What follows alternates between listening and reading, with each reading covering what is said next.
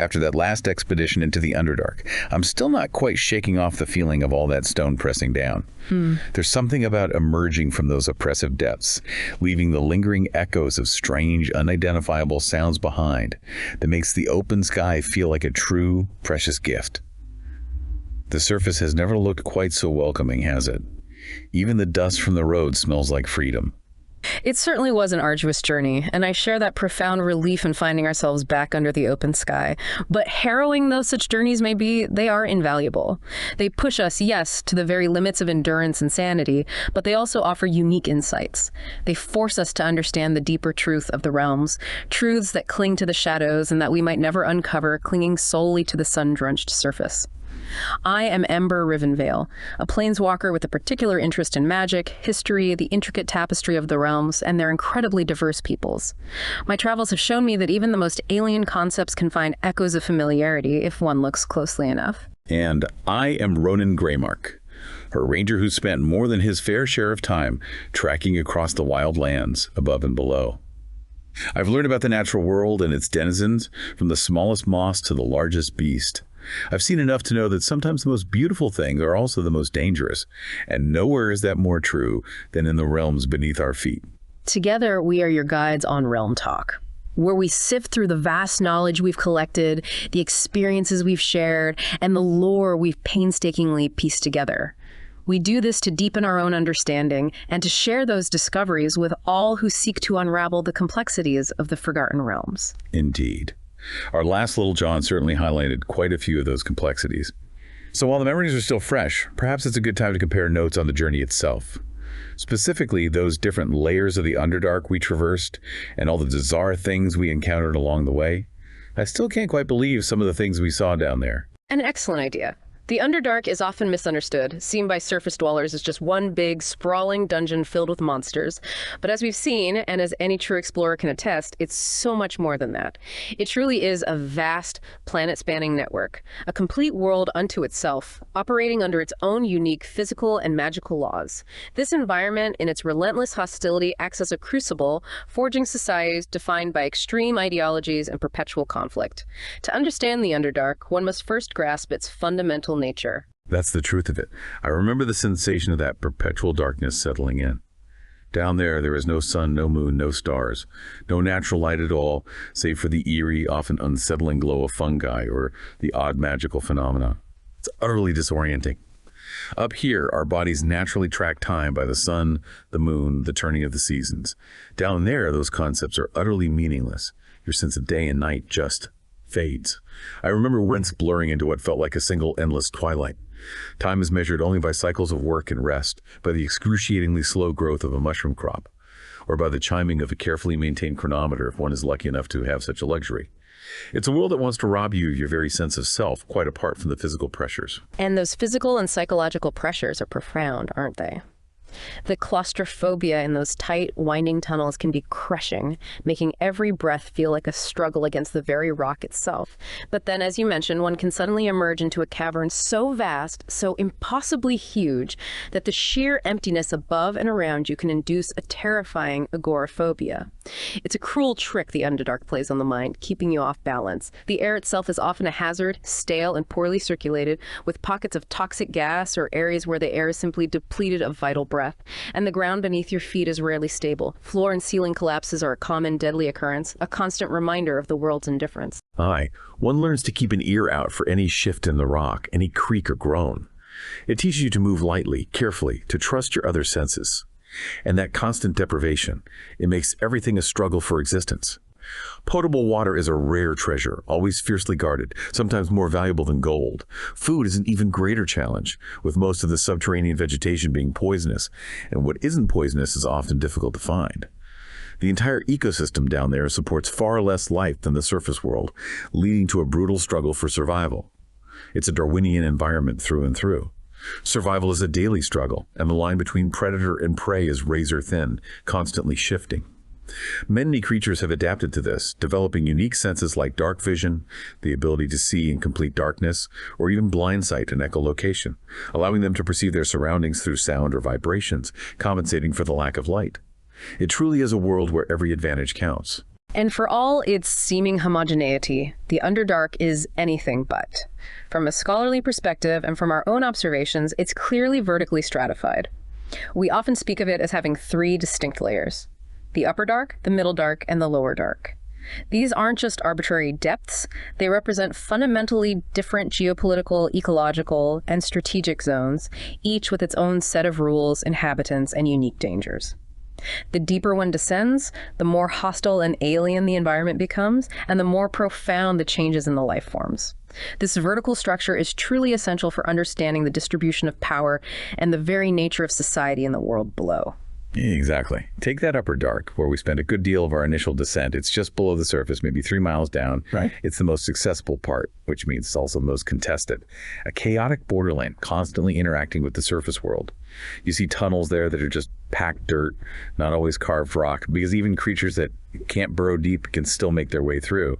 It's a hub of activity, a crossroads where different worlds collide. Yes, a hub of both commerce and conflict. Slavers from the evil cities in the depths frequently raid the surface, dragging unfortunate souls down into bondage. But it's also where traders from both worlds meet, exchanging the unique resources of the Underdark raw ores, refined metals, exotic fungi, and precious gems for surface goods like textiles, grains, timber, and, of course, weapons.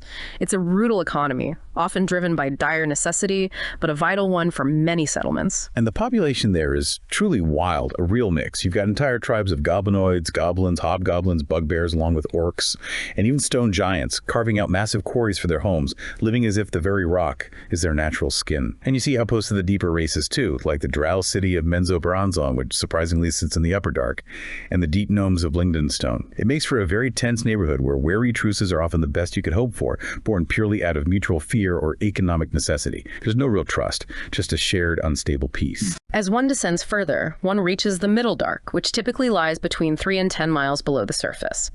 This is a far more isolated and truly alien realm. The regular circulation of air and water from the surface is greatly diminished here, leading to a much more tenuous, self-contained ecosystem. Any pockets of life or resources that exist are fiercely guarded by powerful factions. This is the true heartland of the great Underdark empires, where the most powerful and stable, often ruthless, civilizations have taken root.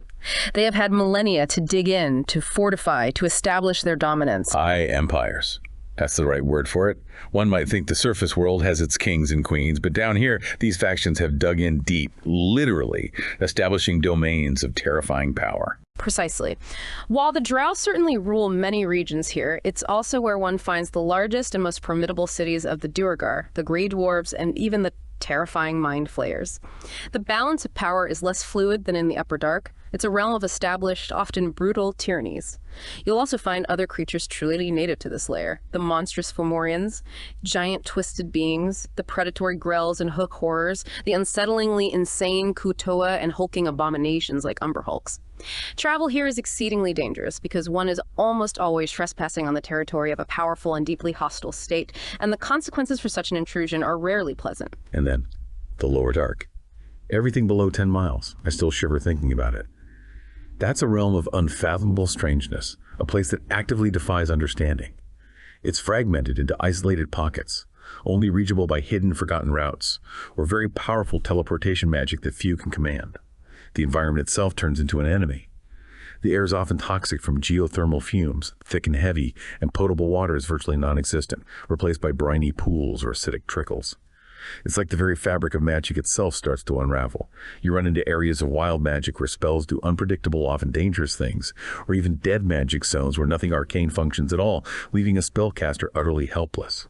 And the seepage from other planes of existence. You can feel it in your bones.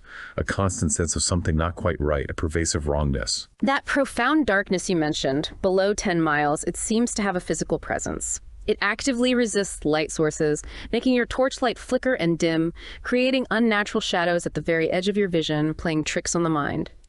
It truly is a place that can drive surface dwellers mad through sheer sensory and existential pressure. Few, if any, who live here have any knowledge of or interest in the surface world. Their entire existence is contained within the crushing reality of their own depths. No, they don't. And why would they? This is the domain of ancient cosmic horrors, entities that predate memory. The Aboleths, those primordial eel-like beings, lurk in brine-filled chasms, endlessly dreaming of their lost godhood and a time when they ruled all. And the Beholders, those floating orbs of pure paranoid malice, carve out their intricate lairs, plotting against all creation, including each other. One can feel the insidious influence of the Abyss and the Shadowfell too, deep down here, with portals to those nightmarish realms becoming increasingly common the deeper one descends. Survival isn't just about finding food and water. It's about resisting the crushing weight of a reality that is actively hostile to life and sanity itself. It truly makes one wonder what horrors could be lurking even deeper down, beyond all comprehension. It makes one question what boundaries truly exist, what unspeakable things might lie beyond our current understanding. But it's not just the layers that define the Underdark, it's the very lifeblood of its depths, the unique environmental phenomena that allow an entire world to thrive without sunlight. This ecology is sustained by strange magical radiation and bizarre flora. These aren't just curiosities, they are foundational elements of the subterranean world, shaping everything that lives within it, dictating survival and creating unique defensive advantages. And the big one is that ambient magic, Ferrisrus, as it's called. It's everywhere down there, especially in the Forgotten Realms. You see it as a faint purple luminescence, glowing softly in the rock or in the air, a constant eerie twilight.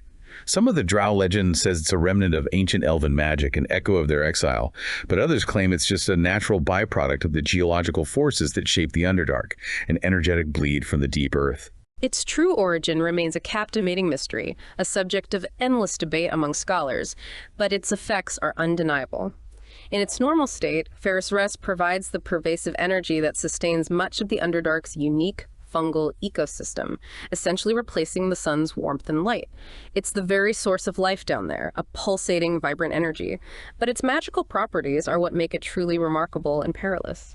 Areas suffused with Ferrisrus are always filled with dim light, which is useful, but they also have a profoundly distorting effect on magic. It interferes with divination spells, granting creatures within its field an advantage on saving throws against such magic, making it nearly impossible to scry on hidden cities or track individuals. It can even cause spells to fail outright, fizzling into nothingness at the most critical moment. And for anyone accustomed to quick escapes or surprise assaults, it also severely disrupts teleportation. Any attempt to magically transport into, out of, or even within a Ferrisrus zone risks spectacular failure, often causing painful force damage to the caster, or even worse, scattering them across unknown planes. I've seen that happen. Not pretty. You quickly realize why races like the Drow build their cities smack in the middle of these Ferrisrus zones. It's a natural defense, makes it nearly impossible for surface dwellers to scry on them or launch a sudden magical assault. It's like the Underdark's own immune system, actively fighting off foreign magic. Indeed. It's a brilliant strategic resource shaping the very tactics of subterranean warfare. However, there's a darker side, a profound hazard lurking within its luminous beauty. Prolonged exposure to this radiation can also induce a creeping madness, an insidious hazard for any who brave the depths for too long.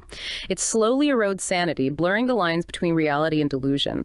And the nature of Ferrisrus is not static. It can be corrupted by the influence of powerful entities, particularly demon lords, as we saw during the horrific event known as the Rage of Demons. That was a nightmare for everyone involved. The Ferrisrus became widespread, manifesting in different colors, each with its own deadly effect, amplifying the horrors of the Abyss. Blue Ferrisrus, tainted by the Prince of Demons, Demogorgon, suppressed sound and flowed like water, making it impossible to hear anything approaching, turning every step into a blind gamble. Green Ferrisrus, corrupted by the Slime Lord Jublex, felt sticky, coating surfaces in corrosive slime, making it a struggle to move or escape a grapple, trapping victims in its embrace. And Yellow Ferrisrus, the mark of the demon queen of fungi, Zuckmoy, was filled with poisonous spores, turning every breath into a gamble, infecting the very air. It wasn't just an energy source then, it became an environmental medium that could be poisoned, turning the very air and ground into a vector for demonic corruption and madness. The environment itself became an active antagonist, fighting against you with every step, every breath. A truly terrifying transformation, turning the very ground beneath one's feet into an enemy. But Ferrisrus isn't the only unique environmental marvel, nor the only colossal living entity in the depths. Consider Arami Kos, which the dwarves call the Great Fungus. This is a prime example of the Underdark's unique megaflora. It's a single fungal organism of truly continental scale, stretching for hundreds of miles through the Upperdark beneath the high forest. It truly is a living, semi-sentient ecosystem all its own, a silent, pervasive giant. A living ecosystem that tries to kill you. I've tried to find a way through it before. It's a fool's errand. It's immune to magic and highly resistant to psionics, so you can't just burn it or blast your way through. It's actively hostile, attacking with poisonous secretions, clouds of spores that induce horrific hallucinations, and animate manifestations that look like oozes and slimes. You try to hack at it, and the damage just regenerates with incredible speed, knitting itself back together faster than you can strike. Its massive, ever-growing body blocks countless passages and caverns, making travel through its domain nearly impossible. It's like hitting a wall, a really angry, slimy, endlessly regenerating wall that subtly influences your mind with its psionic emanations. And it hosts a multitude of other fungal creatures within its own body, forming a bizarre and deadly ecosystem within itself, embodying the alien ecology of the Underdark. Aramikos represents the pinnacle of the Underdark's alien ecology, a life form so vast and powerful that it effectively becomes a geographical and strategic feature in its own right, forcing denizens to rout around it or face its wrath. One truly cannot separate the land from the life there. One certainly cannot. And that leads us to the brutal web of life down there. From those strange fungi to the truly monstrous inhabitants that rule the food chain.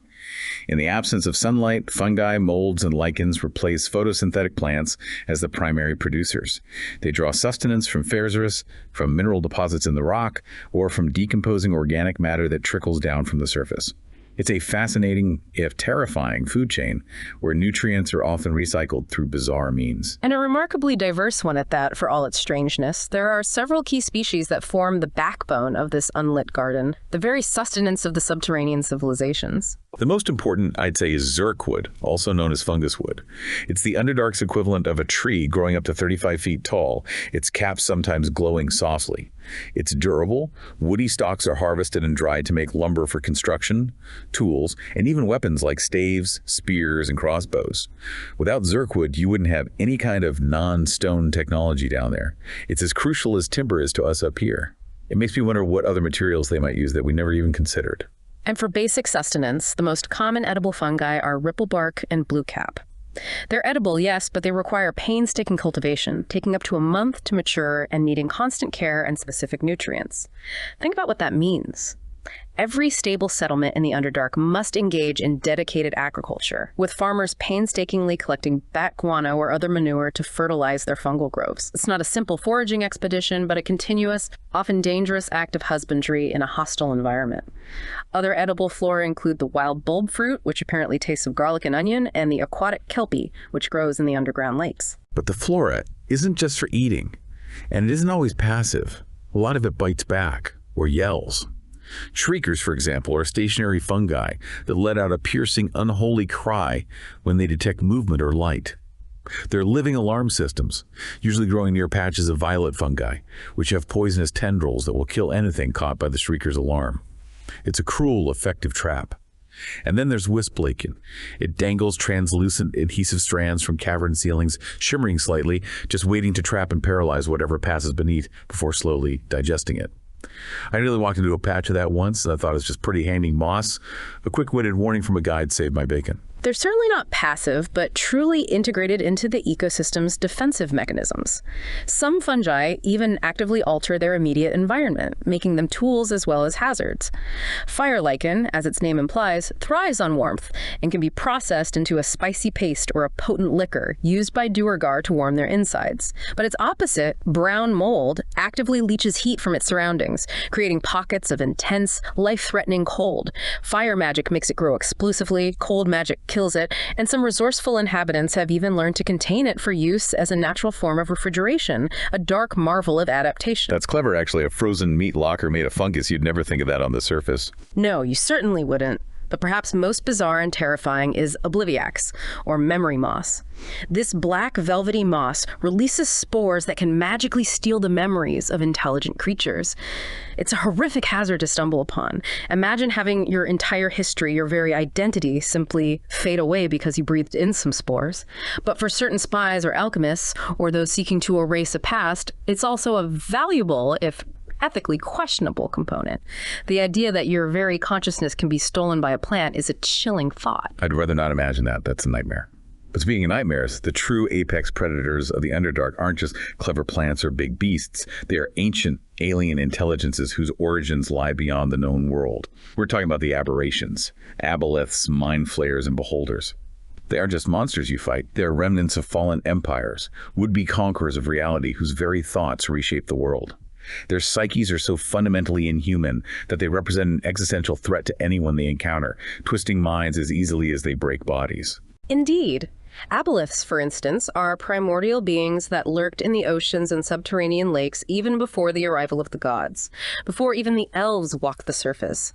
These massive eel-like aberrations possess a perfect, flawless genetic memory. Each Aboleth is born with the complete memories of all of its ancestors, stretching back to the dawn of time, back to the very moment of their species' creation. This makes them effectively immortal in a sense, as even if their physical body is destroyed, their consciousness returns to the elemental plane of water to reform a new one, its memories perfectly intact.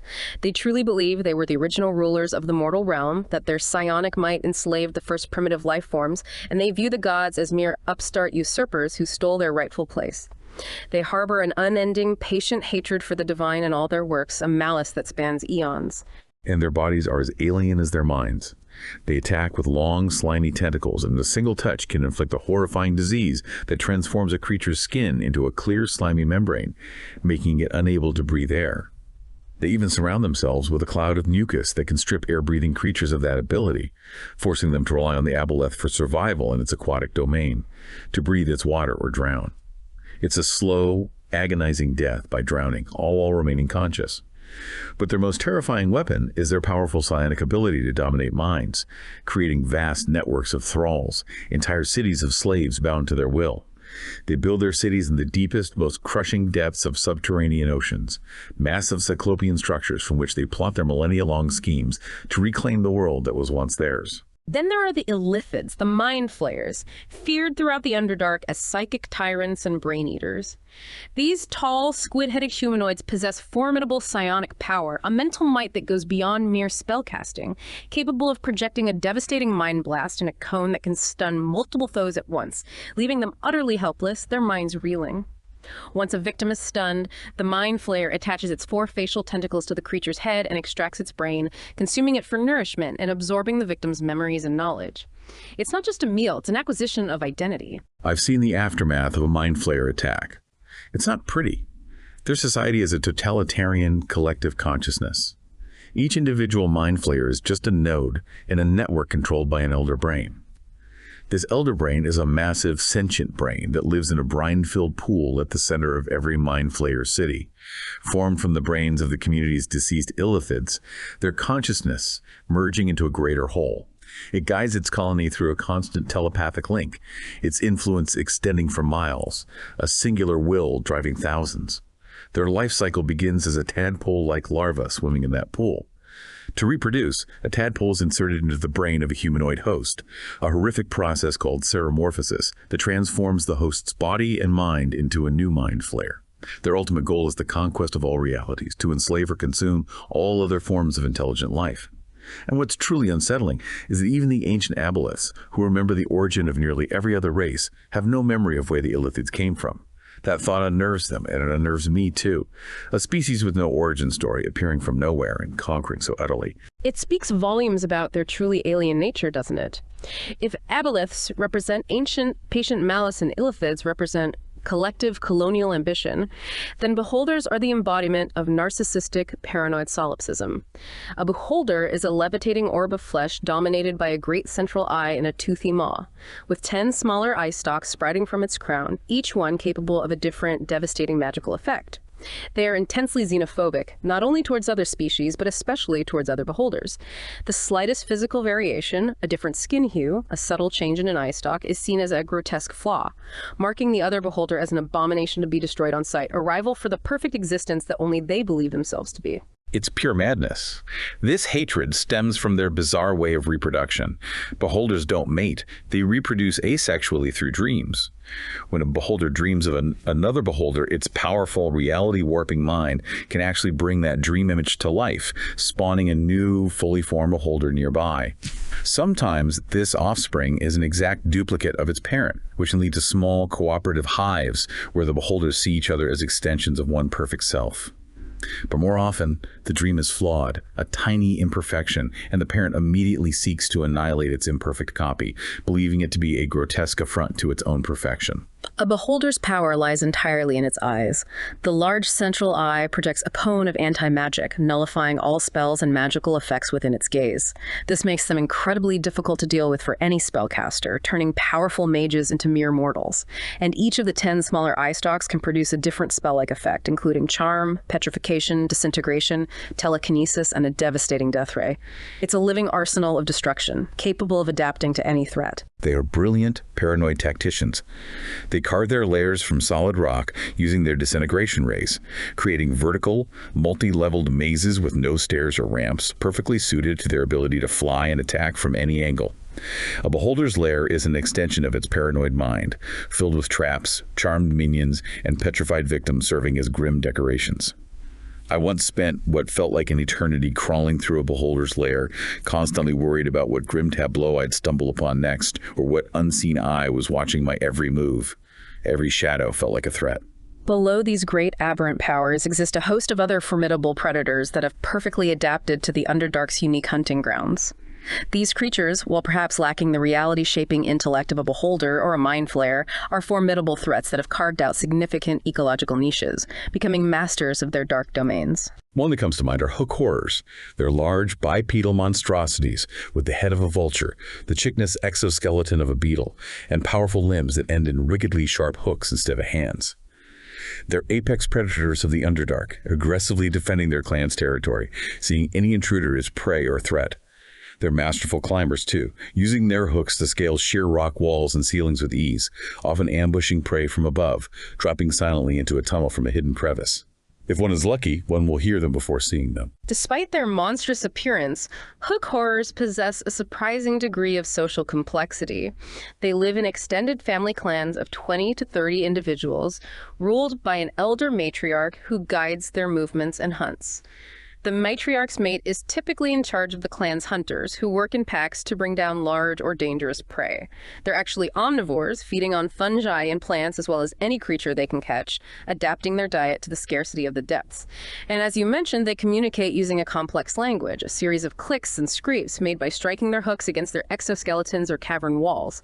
What sounds like random noise to outsiders actually carries for miles through the echoing tunnels and serves as a form of echolocation, allowing them to see in the absolute darkness with deadly precision. It's a language of survival. Then there's the purple worm. It's less a predator and more a mobile geological event, a force of nature. These gargantuan, dim-witted worms are truly colossal, driven by a boundless appetite. They burrow ceaselessly through earth and solid rock, consuming everything in their path. They're attracted to vibrations and loud noises, often erupting from the ground to interrupt battles or tear through entire cities in their hunt for prey, their passage causing tremors that can be felt for miles. Their maws are large enough to swallow a horse whole, and their tails end in a deadly poisonous stinger that can incapacitate even the largest foes. Utterly terrifying and utterly unstoppable. Their ecological impact is immense and paradoxical, creating as much as they destroy. On one hand, they are a terrifyingly destructive force, a constant threat that forces advanced societies like the Drow and Duergar to maintain powerful magical wards around their cities just to keep them out, to keep their very foundation secure. But on the other hand, they are the Underdark's primary architects. Their constant tunneling creates the vast, interconnected network of passages that all other creatures use as highways for migration, trade, and warfare. The very geography of the Underdark is, in many ways, a byproduct of the purple worm's endless hunger and ceaseless movement. That's a strange thought, isn't it? That the deepest horrors are also the ones that carve the paths for everyone else, unintentionally shaping the world. And they rarely use the same tunnel twice, which means their abandoned burrows are relatively safe travel routes for those brave enough to explore them. What's more, as they consume rock and earth, they excrete precious metals and gems, fragments of the rock that have passed through their massive digestive systems. So their guts are often filled with treasure, a lure for the most foolhardy of adventurers. One might find a fortune, but one risks becoming part of the next tunnel. A gamble few are truly prepared for, but one that embodies the Underdark's blend of danger and unexpected bounty. And speaking of preparedness, the unrelenting hostility of the Underdark has not prevented the rise of complex civilizations. On the contrary, it has acted as a forge, shaping societies into ideological extremes.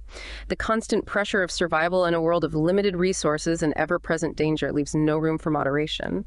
The major powers of the Underdark are not merely evil, though many are.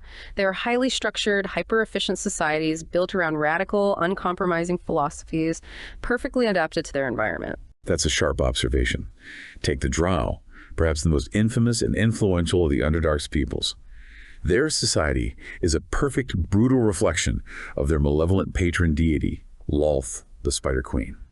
It's a brutal, treacherous, and rigidly hierarchical matriarchy, where females hold all positions of power, their authority absolute. Drow women are typically taller and stronger than the men, a physiological divergence from their surface cousins that reflects millennia of Lolth's favor and manipulation.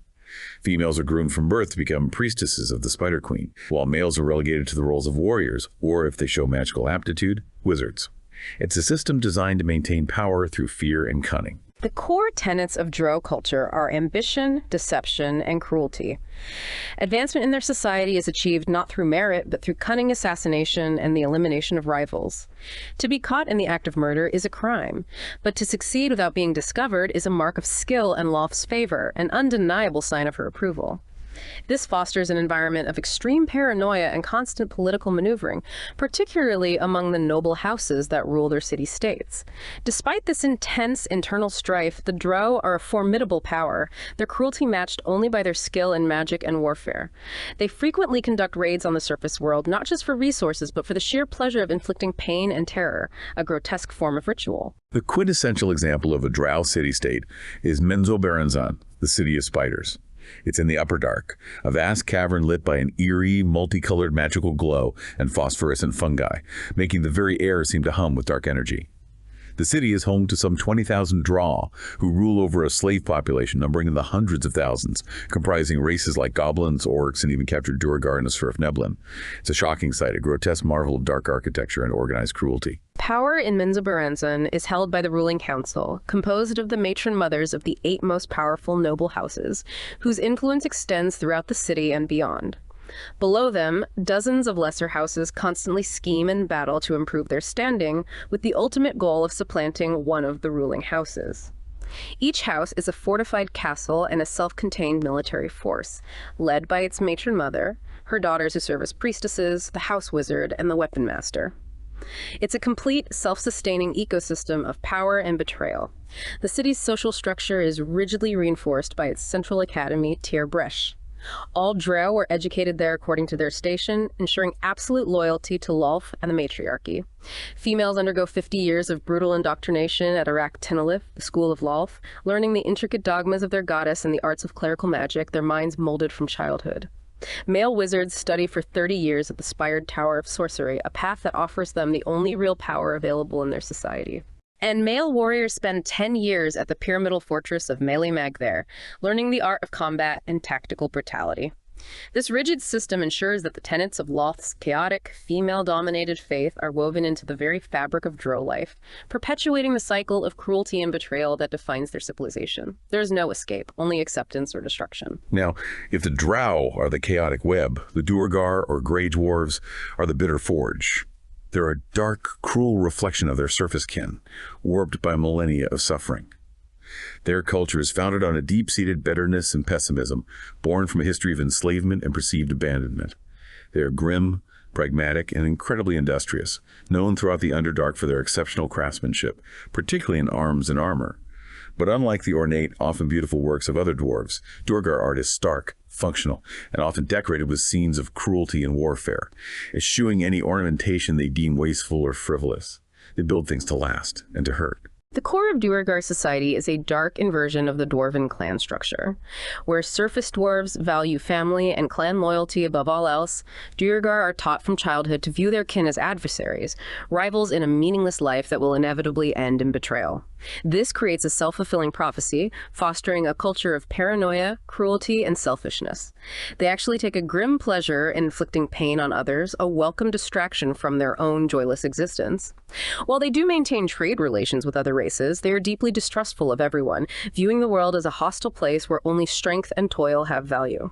Their entire philosophy is forged from bitterness, and it shapes every interaction. Their capital, Gracklstu, the City of Blades, embodies that philosophy. It's situated in a vast cavern on the shores of the Dark Lake, a murky, mysterious body of water. The city's air is hot and acrid, perpetually lit by the red glare of its massive smelters and forges, which are quite literally fueled by the flames of a red dragon, Thembershot, the Wormsmith, a reluctant but powerful slave. It's an industrial nightmare, but incredibly efficient, a monument to their tireless, bitter labor. The city operates as a feudal state under the absolute authority of the Deep King, a title currently held by Horgar Steelshadow V, whose word is law. Their society is rigidly stratified into clans, each led by a laird and dedicated to a specific craft or trade. There are smithing clans like the ruling clan Steelshadow and Clan Thrasgad, mining clans like Clan Coalhewer, and mercantile clans like Clan Musgar, each contributing to the city's formidable economy and military might. Their political power is distributed among several key bodies. The Deep King himself, the Council of Savants, a corrupt body of Darrow who nominally represent their people, but often serve their own sinister agendas. The Merchant Council, which oversees external trade with a ruthless efficiency, and the Tholdair priests, who act as the city's judges and lorekeepers, enforcing their harsh laws. Their military is powerful, not only a regular army and the elite Stone Guard, but specialized psionic agents called Darkhalfs, who can turn invisible and grow to monstrous size, and the fearsome Cavalrachni, warriors who ride giant tarantulas into battle, a truly unsettling sight that strikes fear into the hearts of their enemies. A truly unsettling sight indeed, and a testament to their unforgiving nature. But then one encounters the Svirfneblin, or Deep Gnomes, who are perhaps the most reclusive and certainly the most misunderstood of the Underdark's major races. Often mistaken for evil creatures due to their gnarled appearance and subterranean habitat, they are in truth a dour but generally good-hearted people, forced into a state of extreme caution and insularity by the unending hostility of their environment.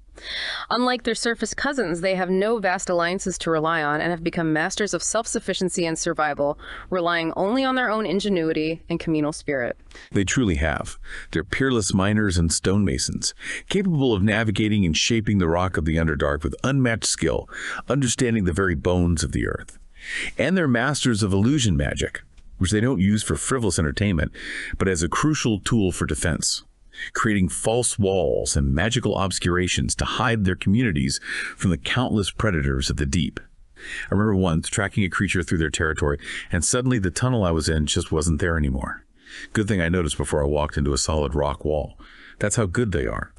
They make the rock itself conspire to hide them. They are truly formidable in their own quiet way. Their society has strictly defined gender roles, though males and females are held in equal standing and respect, each contributing vital roles. Males typically serve as miners, explorers, and warriors, venturing into the dangerous depths, while females act as managers, judges, and caretakers, overseeing the community's vital mushroom farms and food supplies, the very lifeline of their people. The most famous Svirfneblin settlement is Blingdenstone, once known as the City of Speaking Stones. For centuries, it was a thriving and isolated Svirfneblin metropolis, its isolation its primary defense. Its peace was shattered when the Deep Gnomes, out of compassion, gave shelter to the Drow exiled Drizzt Do'Urden, and later allied with the dwarves of Mithril Hall against a Drow invasion. This act of courage and compassion unfortunately spelled their doom. The vengeful Drow of Menzoberranzan returned in force, laying siege to the city and utterly destroying it. Thousands of Svirfneblin were slaughtered, and the survivors were scattered or dragged away as slaves, a brutal lesson in the dangers of compassion in the Underdark. A tragic chapter indeed. But in recent years, the Deep Gnomes have returned to reclaim their ancestral home, a testament to their stubborn resilience. The Blingdenstone of today is a settlement clinging to life amidst the ruins of its former glory. It's a city under reconstruction, a network of interconnected caverns where new homes and workshops are carved out next to chambers still closed off by barricades and deliberate cave-ins, scars of the past that serve as reminders and defenses. It's a testament to their enduring spirit, but also to their defensive mindset. The layout is a maze of narrow, gnomish-sized tunnels, steep stairs that are difficult terrain for larger creatures, and a formidable main gate of steel and mithril, a promise of security against future threats. Their government is a communal work collective led by King Dorbo and Queen Sunny Diggermatic, who rule with equal authority, a tradition unique to Sverf Nebelin culture that values shared responsibility. But despite their resilience, Blingdenstone's future remains precarious. Its inhabitants must contend not only with the monumental task of rebuilding, but also with constant incursions by Wurrat squatters, insane earth elementals, and a disturbing plague of oozes controlled by a mad, deep gnome known as the Pudding King. Just when one might think they might be safe, the Underdark reminds them of its true, unforgiving nature. Truly. And beyond these major humanoid powers, the Underdark is home to societies whose structures and psychologies are even more alien, proving the boundless adaptability of life in the deep. The Kutoa, for example. These degenerate, fish-like humanoids are inherently insane, driven to madness by their long isolation and the sheer pressure of the depths. But their collective, fractured consciousness has the unique and terrifying ability to manifest new gods into existence.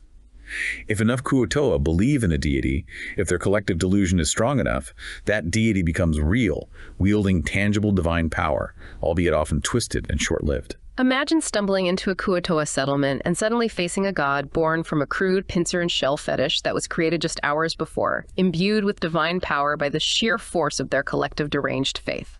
It makes their settlements utterly unpredictable and extraordinarily dangerous as the whims of their new gods shift as quickly as their minds. Terrifying. But then, in stark contrast to the violence and paranoia of their neighbors, you have the Myconids. They're a peaceful, communal race of sentient fungi. They live in colonies called circles, where their lives are rigidly structured around 8 hours of work tending their fungus farms, 8 hours of rest, and 8 hours of melding.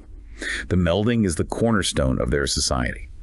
The entire colony gathers and releases rapport spores, merging their minds into a single, collective, telepathic, hallucinatory dream.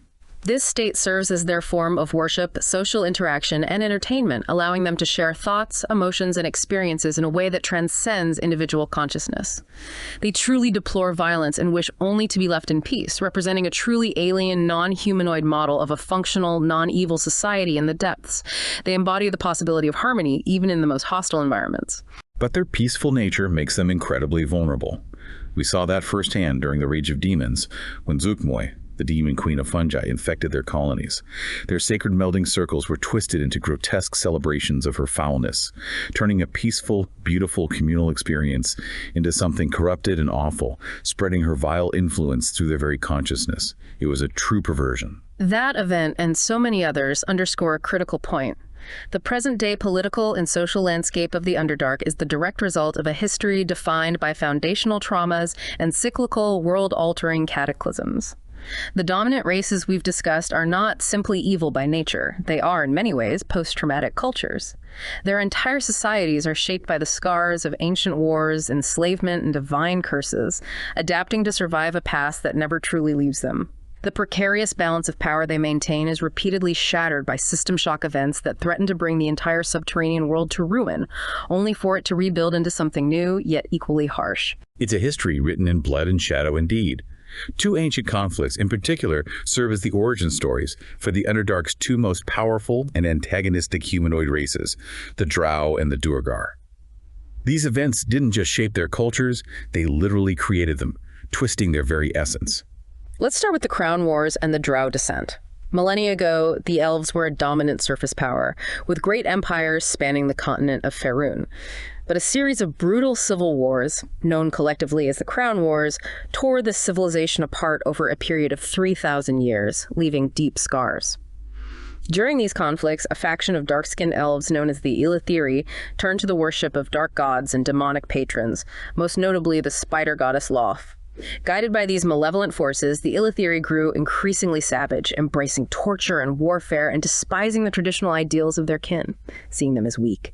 Their atrocities culminated in the Dark Disaster, an act of horrific high magic that utterly destroyed the elven nation of Myeritar, turning that vast forest into a poisoned wasteland. This wasn't just a powerful spell. High magic is a profound reality-shaping force, a power unique to elves that can alter the very fabric of existence. The scale of the destruction was immense, a testament to their dark power. And it was the final straw for the other elven kingdoms. In response, with the ascent of the elven pantheon, they performed a powerful ritual of immense divine and arcane energy. This magic cursed the Illithiri, altering their bodies to reflect their corrupt souls, turning their skin as dark as their hearts, and forever severing their connection to the light of the surface world. This event, known as the Descent, transformed them into the Drow and drove them underground into the waiting darkness. This foundational act of betrayal and exile is the source of the Drow's undying hatred for their surface kin and their unwavering, fearful loyalty to Loth, the goddess who led them into damnation.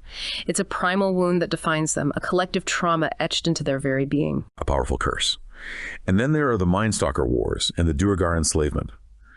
Around the year Nekazine 100 DR, the great dwarven empire of Shanatar was embroiled in a brutal conflict with the burgeoning Illithid empire of Orendil. During this war, the dwarven subkingdom of Barrakur, home to Clan Duergar, was cut off from reinforcements and fell to the Mind Flayers. The entire clan was captured and dragged into bondage, beginning a period of enslavement that would last for thousands of years. Think about that for a moment. Thousands of years of bondage under the Mind Flayers, beings that feast on brains and dominate minds.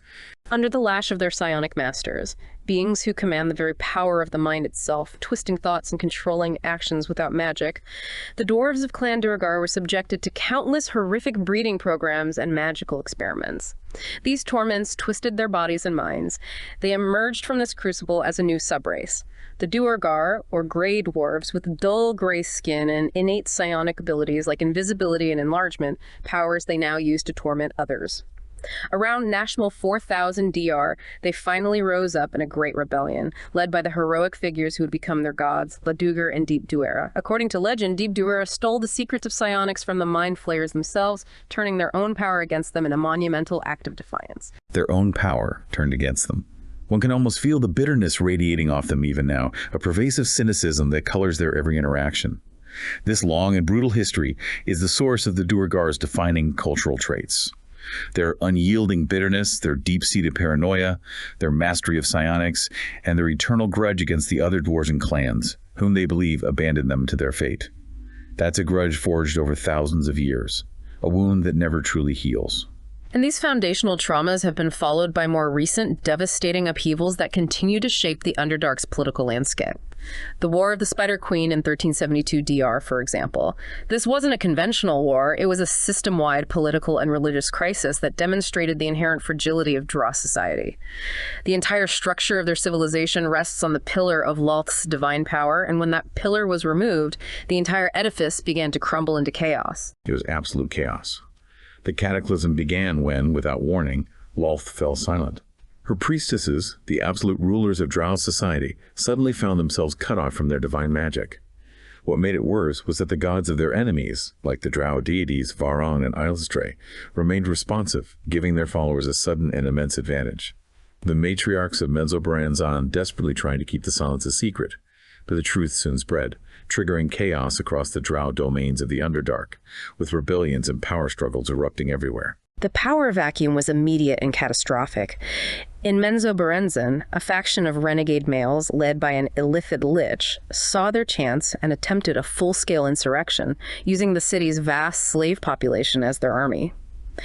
Though this coup was eventually crushed by the remaining martial and arcane might of the noble houses, it exposed the matriarchy's vulnerability and planted seeds of dissent.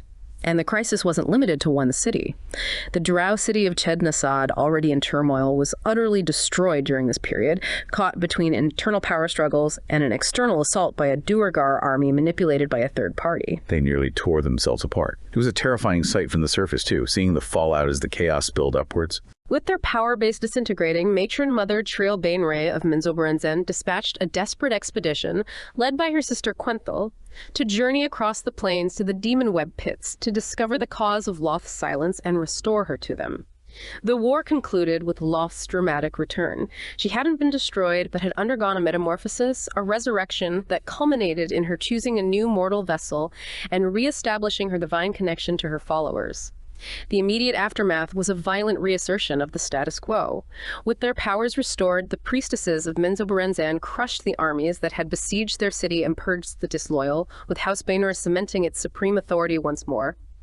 Those who had turned from Lolth, like the priestess Halistra Millarn, were made into horrific examples, forced into eternal servitude as the Lady Penitent. A brutal way to remind everyone who's boss indeed. The long-term consequence was a powerful lesson for all Drow. Their society, their power, and their very existence were entirely dependent on the whims of their cruel and capricious goddess. The war reinforced her dominance through a cycle of terror, abandonment, and salvation, leaving the Drow more deeply bound to her than ever before. It solidified her power structure in the most terrifying way possible.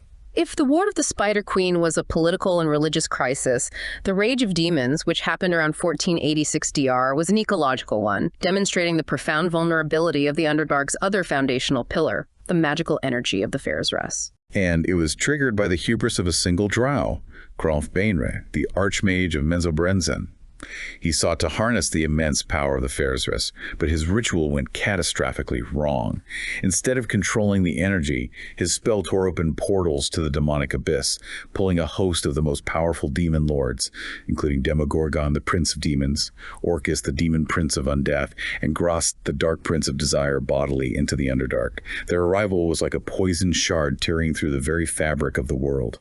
The arrival of the Demon Lords was a disaster, but the true cataclysm was their effect on the Faerzress. Their abyssal corruption began to infect the magical radiation itself, poisoning the very lifeblood of the Underdark ecosystem. The Faerzress began to change, its low twisting into different colors, each variant spreading a unique form of madness and physical corruption tied to the Demon Lord who spawned it.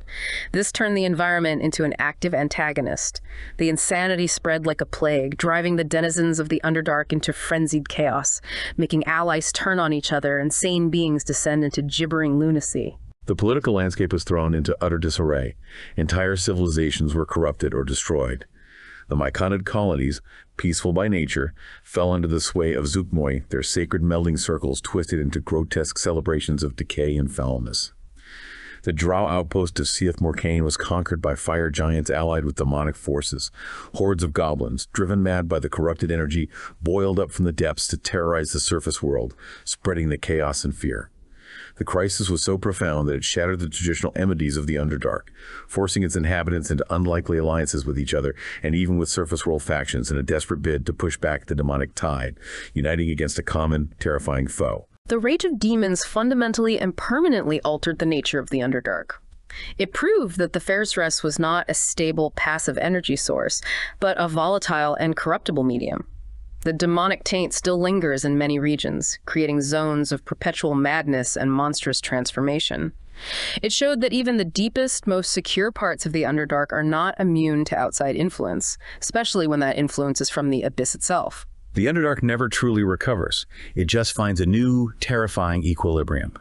The event also shattered the isolation of many Underdark communities, forcing them to engage with the wider world and forging new alliances and enmities that would reshape the political map of the world below for generations to come, creating new layers of complexity and danger. Yet even in such a deterministic environment, history has shown us that the actions of a single, atypical individual can act as a powerful catalyst for change, defying the ingrained patterns of centuries.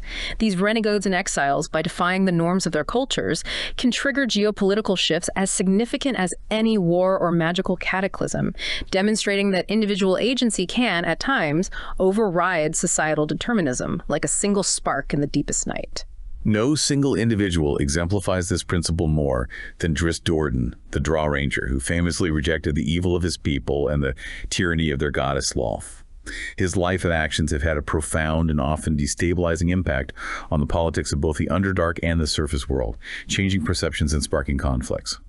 For most of surface history, the Drow were perceived as a monolithic race of irredeemable evil, a blanket condemnation. Drizzt's very existence as a heroic, principled Drow served as a direct and powerful challenge to this perception. His deeds, from defending the 10 towns against barbarian hordes to fighting alongside the heroes of Mithril Hall, forced surface dwellers to confront their own prejudices. While bigotry against his race remains a powerful force, Drizzt's legacy created the possibility of the good Drow, an idea that has slowly begun to permeate the consciousness of the surface world and has inspired other Drow to question the path of Lolth, to seek a different way. But within the Underdark, Drizzt's goodness wasn't a universally positive force. It was profoundly destabilizing. His most significant political act was the forging of an alliance between the Svirfneblin of Blingdenstone and the dwarves of Mithril Hall. For centuries, the deep gnomes had survived through a policy of strict isolationism, their only defense their secrecy. By befriending them and bringing them into the political sphere of the surface world, Drizzt shattered this policy, inadvertently making them a target. And from the perspective of the Drow of Menzoberranzan, this was an intolerable strategic development. A neutral bordering power had suddenly allied itself with their most hated racial enemies. The Drow response was swift, logical, and brutal. They marshaled their armies and launched a full-scale war against Blingdenstone, utterly destroying the city and slaughtering or enslaving its populace. In this context, Drizzt's act of friendship was the direct cause of a genocide, a tragic consequence of defying ancient enmities. That's a hard truth to swallow. It truly illustrates a core truth of Underdark politics. Any deviation from the established hostile norms, even for noble reasons, can violently upset the precarious balance of power with devastating unforeseen consequences. Drizzt Do'Urden is not just a hero. He is in many ways a walking diplomatic incident whose personal morality has repeatedly plunged entire nations into war simply by existing as he does. Yet, in the years following Blingdenstone's destruction, Drizzt became an ardent advocate for its resettlement and for the integration of the Underdark's less malevolent races into the political structures of the surface. He argued passionately for the inclusion of the rebuilt Blingdenstone into the alliance of Lowerdark, also known as the Silver Marches, framing it not as a risk, but as a strategic necessity for mutual defense. He contended that surface dwellers could no longer afford two-dimensional thinking that ignored the world beneath their feet. To Drizzt, acknowledging the Underdark and forming alliances with its saner elements was the only logical defense against the inevitable moment when an army from the deep would sally forth from the cellars of surface cities. His influence truly helped to slowly shift the political posture of some surface nations from pure hostility towards a more nuanced engagement with the world below, a slow, painful process of adaptation. This investigation into the Underdark reveals it to be far more than a simple subterranean dungeon. It is a complete and complex world, an ecosystem operating under a unique set of physical and magical laws that have forged its inhabitants into what they are. The perpetual darkness, the scarcity of resources, and the ever-present danger have created a crucible in which only the most extreme and efficient societies can survive. The great powers of the Underdark, the theocratic, treacherous Drow, the bitter, pragmatic Duergar, the alien collective Illithids are not merely evil, but are hyper-adapted cultural organisms, their ideologies and social structures honed to a razor's edge by their hostile environment and their traumatic histories of war, enslavement, and exile. The vertical stratification of the realm into the upper, middle, and lower dark creates distinct geopolitical zones. From the contested borderlands near the surface to the heartlands of established empires and the alien dominions of the deepest trenches. The entire ecosystem is precariously balanced on the foundation of the magical radiation known as Fersres, a dependency that has proven to be a critical vulnerability, as demonstrated by the ecological cataclysm of the Rage of Demons. The history of the Underdark is one of cyclical upheaval. The foundational traumas of the Crown Wars and the Mindstalker Wars created the Drow and Duergar, and their societies continued to be shaped by these ancient events. More recent crises, like the War of the Spider Queen, show how the failure of a single pillar, in this case, the power of a deity, can threaten to bring the entire system crashing down. Yet, amidst these deterministic forces of environment and history, the agency of the individual remains a potent and unpredictable catalyst for change. The actions of a single renegade, like Drizzt Do'Urden, have proven capable of shattering ancient policies of isolation, forging new alliances, and triggering devastating wars, proving that even in the oppressive darkness of the world below, the choices of one can reshape the fate of many, often in ways they never intended.